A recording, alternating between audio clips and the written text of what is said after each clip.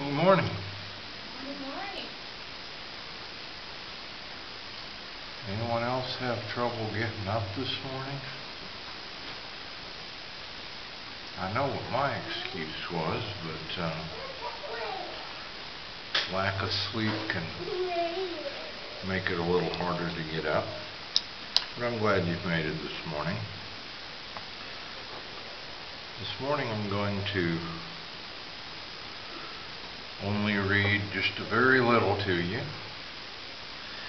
I'm going to do something a little different for me anyway. I'm going to tell you a story.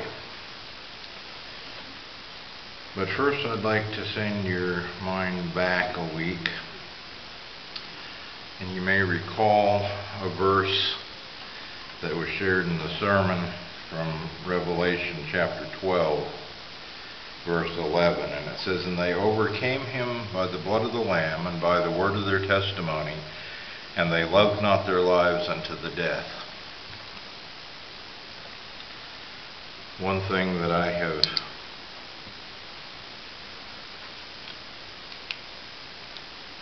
had a problem dealing with for just about as long as I can remember,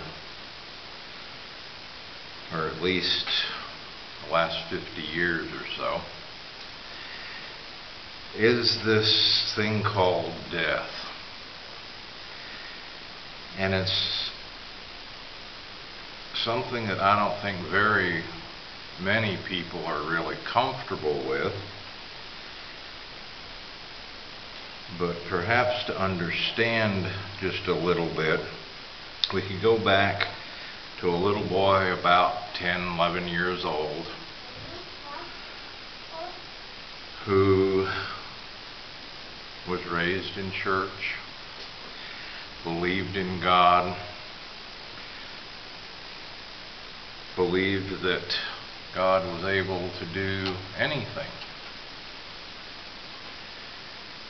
Now, this little boy we're talking about was me. I guess you could say that I'm here this morning to testify, as we talked about in the sermon last week. But when I was about 10, 11 years old, my favorite uncle got sick. And I only knew that he was really sick. Didn't know exactly what it was. And then one day, heard the whispered word, cancer. Cancer. Well, that was kind of my first experience with that too. But I knew that it didn't really matter what was wrong with him. God could fix it. And so, that's what I prayed for. Long and often. Because he didn't seem to be getting better, but that was okay. God would take care of it. And I was at junior camp when they came one afternoon to take me to the funeral. And I got messed up. I couldn't understand why God didn't answer my prayer, why he would let my Uncle Leroy die, why.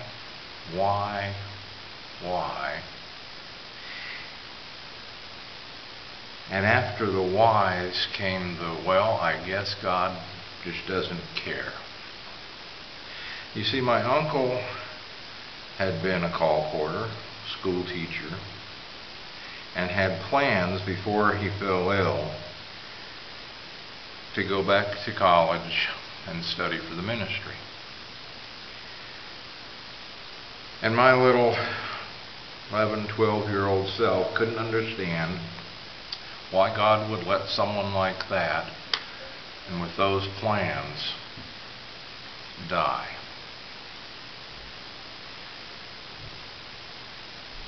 And those lack of understandings and the anger and the hurt feelings and the pain, the sorrow, the grief all contributed to a turning away from God inside, not so much outside. Still went through the forms, went to Sabbath school, went to church, said the right things at the right times, but I was kind of dead inside.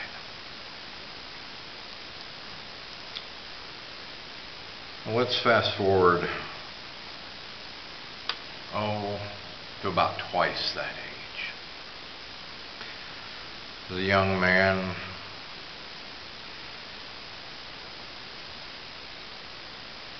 found the love of his life. Plans were being made for a wedding, and my fiance's father died.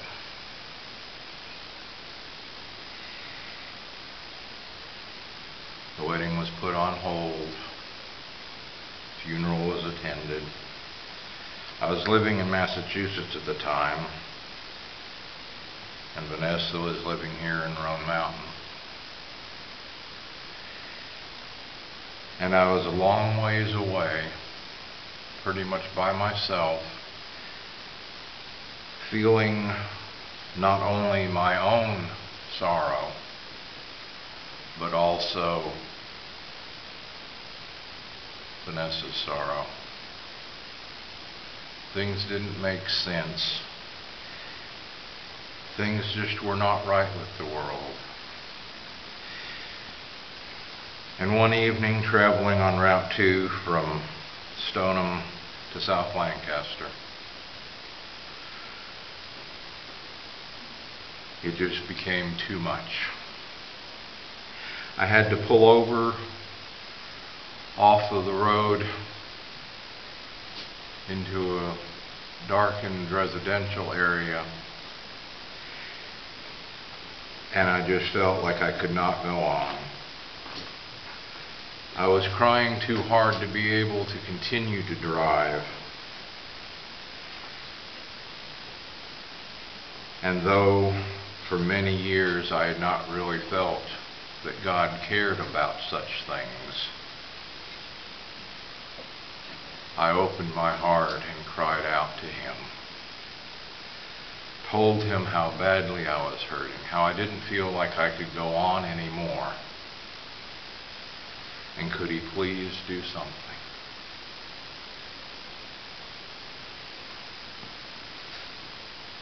The Lord took mercy on me. And He gave me relief from the pain. He didn't change the circumstances. He simply somehow changed my mind. And I have not felt that pain ever since. Now, I'd love to tell you that turned my life completely around. I decided that I would follow God 100%, and it just didn't really happen. Still not anything far removed from the forms,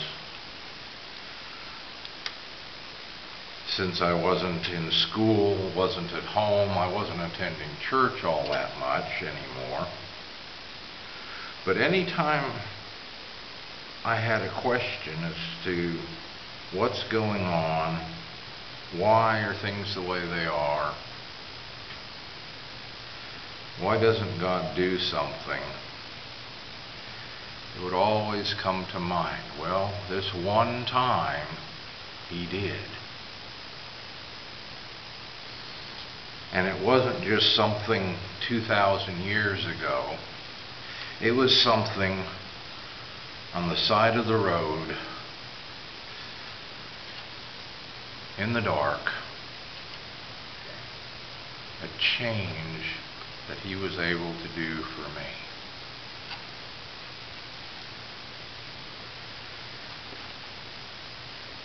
We'll fast forward a little bit more.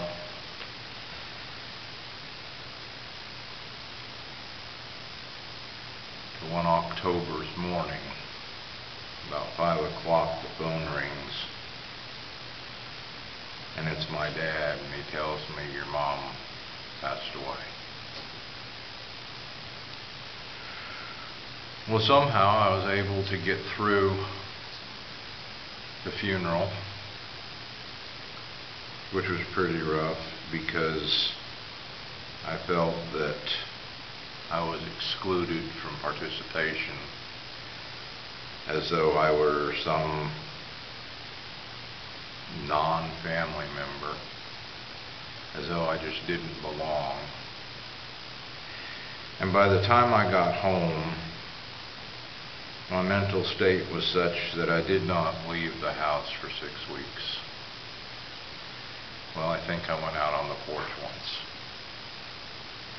I'm sure that was a rough time for Vanessa and the girls as well, but I don't really remember a huge amount about that.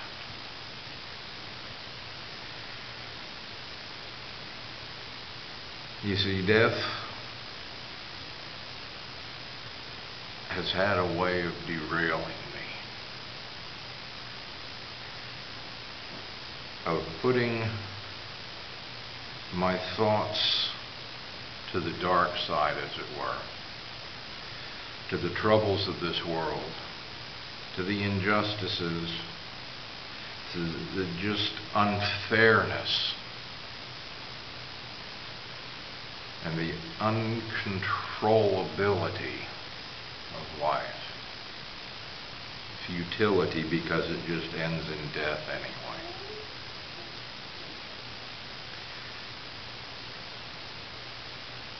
That same summer, as my mother died in October, I had lost an uncle, an aunt, and then another aunt after my mother died.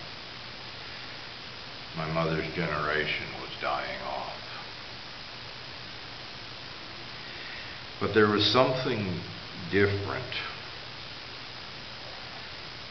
between my experience with my uncle's death, my mother's death, and Vanessa's father's death. And the difference was that eventually I had the sense to reach out to God when Vanessa's dad died.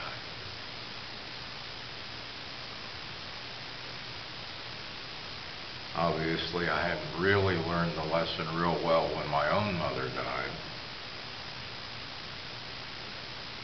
But let's fast forward just a little bit more to about 3 years ago, when our daughter Amy died. Things were different then.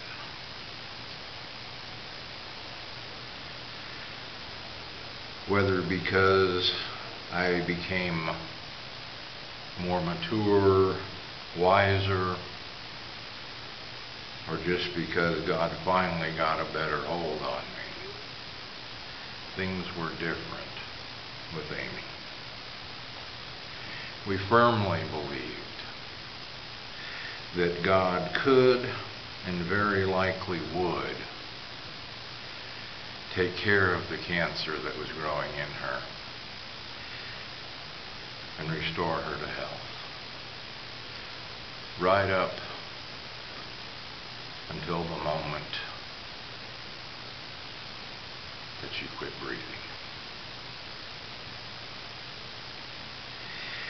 But there was also something else that we had asked for. That was for God's will to be done. That was for whatever God's will was, that He would go with us through the circumstances, through the situation. You see, we believed that whether God healed Amy or whether He didn't, we would have circumstances that were extraordinary that were new and different to us. Had Amy been healed, we would have had situations of trying to deal with a certain amount of notoriety among the medical community, who long before we were aware of it, or at least I was aware of it, had decided that the only thing left was palliative and hospice care, and that there wasn't any hope.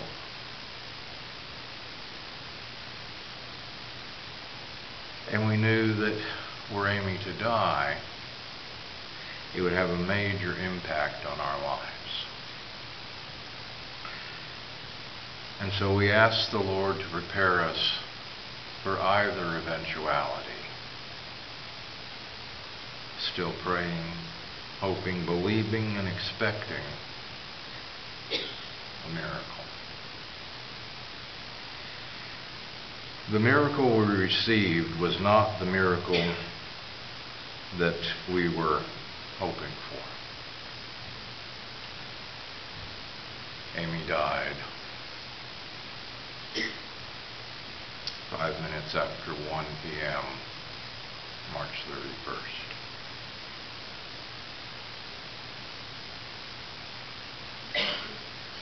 It has not been easy, but God has seen our family through. It is different than when my uncle died. It is different than when Vanessa's dad died. It is different than when my mom died. You see, in 2 of those cases, I was not relying on God to see me through.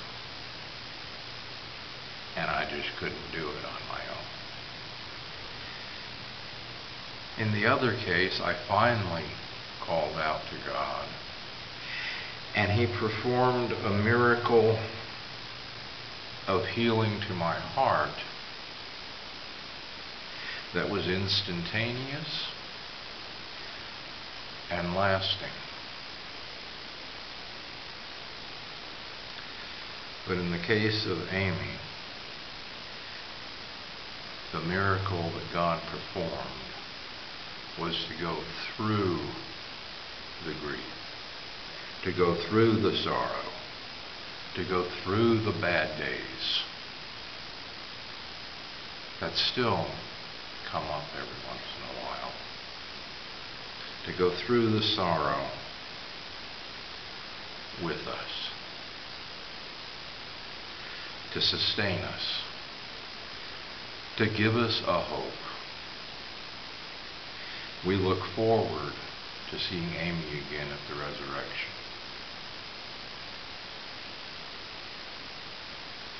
The Lord chooses how He will help us. But we need to ask Him for His help.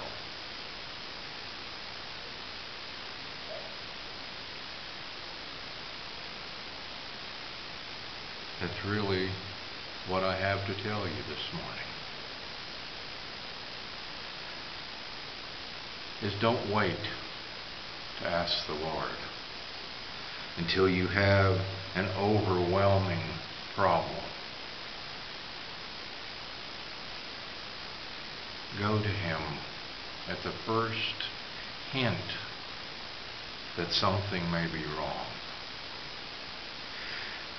Go to Him each day, turning that day over to Him, no matter what happens to come up that day.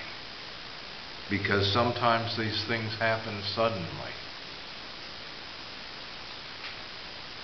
I was fine up until about 4:59 on the morning of October 8th.